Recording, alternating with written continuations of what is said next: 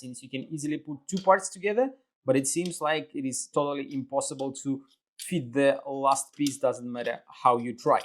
This is the invert ring puzzle, and I will show you how to solve it in this video. This puzzle was designed by Oskar van Deventer and made by Puzzle Guy. Difficulty level of this puzzle is 7 out of 10 on a Puzzle Master's difficulty scale that runs from 5 to 10. And the goal of the puzzle is to take it apart and reassemble it back together. As you can see, the disassembling is very easy, but the assembling will be much harder. What you have to do here is to solve the puzzle from inside, not from outside. That means that you put two parts like that, and then you put the third piece right in the middle between two other parts like that, which may look absolutely counterproductive, but actually it is exactly what you need. And when you put them in a right way, you will create this quite interesting shape.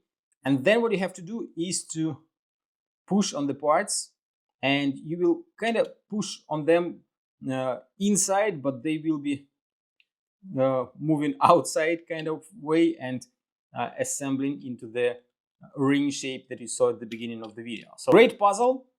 One of those puzzles that are fun to share with friends and see how they struggle to find the solution.